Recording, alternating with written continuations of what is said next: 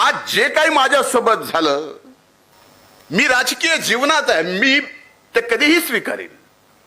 चांगलं स्वीकारील, वाईट स्वीकारील, टीका स्वीकारील, शिव्या स्वीकारील. व्यक्ती म्हणून धनंजय मुंडेला करावं.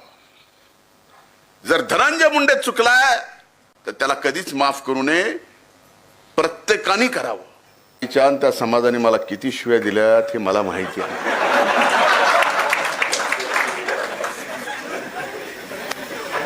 खरंय ना, मला खोटं बोलायला जमलं नाही. मी जे बोलतो इथं इथं आणि इथलं सिंक्रोनाइज झाल्याशिवाय मुखातून बाहेर पडतच नाही. त्यावेळेसची परिस्थिती, त्यावेळेसची ती भावना होती, ती भावना तुमची होती, पण संघर्ष माझा होता. त्या परिस्थितीतून आजच्या परिस्थितीमध्ये जो बदल घडलाय याला संघर्षाचा विजय म्हणतात. संजय भाऊ आमदार झाले नसते म्हणून मला माझ्या माय म्हणजे माझ्या आजी एक गोष्ट सांगायच्या. मी एक दोन भाषणात सांगितलेली आहे, देव करतो ते भल्यासाठी. ती गोष्ट सांगणार नाही, पाहिजेच असेल तर कुठलं तरी एखादं भाषण आहे त्यात आहे पाहिजे, पण देव करतो ते भल्यासाठी.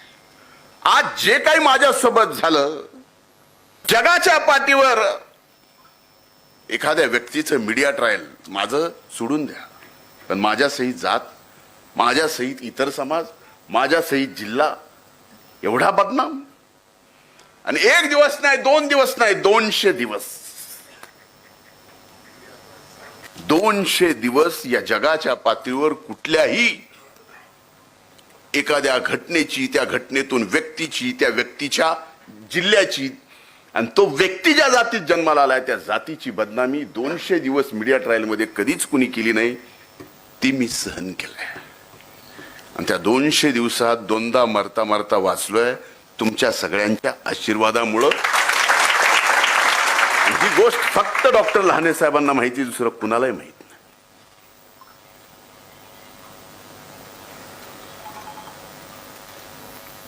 स्वर्गीय मुंडे साहेबांनी मला, माझ्या वडिलांनी कधी जात पात धर्म याच्यावर राजकारण करण्याचं सांगितलेलं नाही. आजही समाजाच्या समोर बोलतोय, जात पात धर्म मी जोपर्यंत समाजकारणात आहे, राजकारणात आहे, मला करता येणार नाही.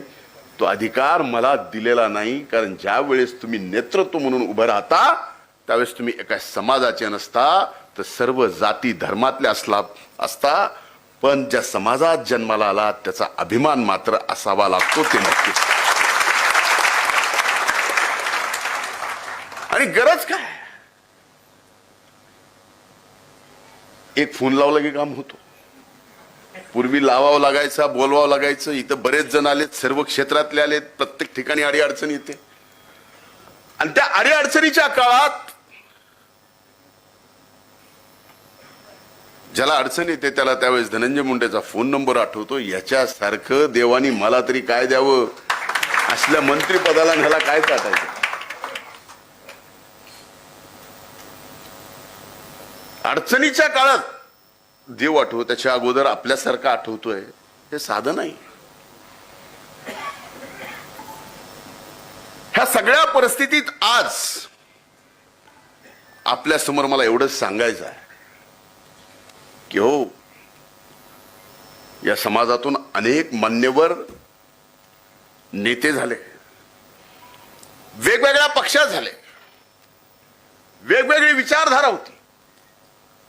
ती भविष्यातही असावी नसावी ज्यांनी त्यांनी ठरवावं, त्याच्यासाठी माझा कुठलाही आग्रह नाही. कारण आपण कधीही संकुचित मनानं आपल्या सगळ्यांनी काम केलेलं नाही. नाही तर उद्या आजकाल असं चाललंय, वाईट वाटतं माझ्यासारख्याला, की प्रत्येक महापुरुष जो ज्या जातीत जन्माला आला तो महापुरुष त्या जातीतच आपण बांधून ठेवला, त्याच्या बाहेर जाऊ दिलं नाही. इकडलं इकडं गळू द्यायचं नाही. वारकरी संप्रदायातील महंत तिथं बसलेले आहेत, ते सांगतात चांगलं केलेलं डाव्या हाताने उजव्या हाताला कळू द्यायचं नसतं.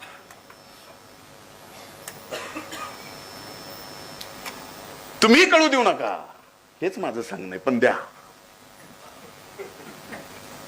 ही मदत करावी लागेल. हो, आज मी जबाबदारी स्वीकारतो. अनेक जणांनी मला यापूर्वी सांगितलं, पुण्यामध्ये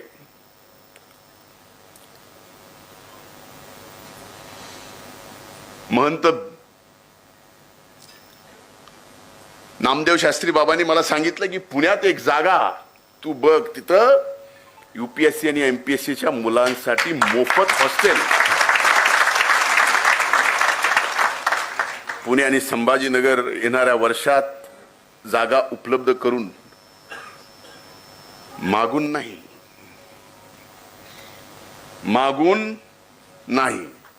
हक्काची. आपल्या गुणवत्तेवर अगदी शिपायापासून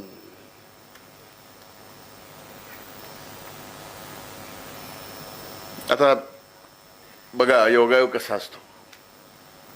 मी मंत्री आणि माझे प्रधान सचिव भांगे साहेब, मला उदाहरण द्यायचं आहे. अनेक माध्यम इथं आहेत. ताई तुम्ही बोललात, पण ज्या वेळेस कुणबींचा GR काढायचा होता मी त्या समर्थनात होतो. भांगे साहेब ते GR ड्राफ्ट करत होते. मराठा समाजाला जास्तीत जास्त आरक्षण मिळावं याचा ड्राफ्ट, आज अभिमान वाटतो सांगायला, सचिव म्हणून भांगे साहेबांनी केला. आणि त्या समितीचे तुम्ही अध्यक्ष सुद्धा होतात भांगे साहेब.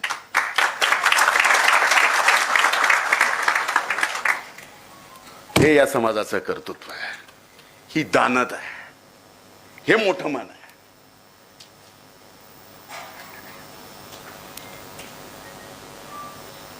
पण आज ह्या सगळ्या परिस्थितीत आपल्याकडे असं आपल्याकडे तसं बघितलं जातं, बोललं जातं. बोलू द्या, काय खा, तर अशा परिस्थितीत फक्त दम खा.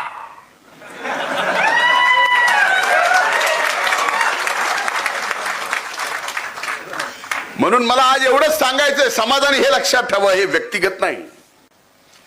आज तर शेरोशायरी कुणी कुणी केली मला आठवत नाही, पण समाजाला मला एवढंच सांगायचं आहे,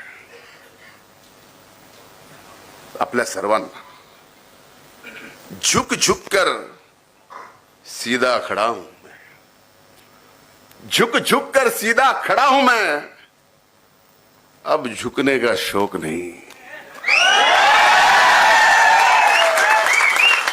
झुक झुक कर खड़ा हुआ हूं मैं, अब झुकने का शौक नहीं, अपने ही हाथों से स्वयं बना. आज सर्व गुणवंत आपण जे आहेत, ज्यांचा सत्कार केलाय, जे इथं आहेत, ज्यांचा सत्कार नाही झाला, आपल्या आपल्या आयुष्यामध्ये जे गुणवंत आहेत त्यांनी ऐकावं.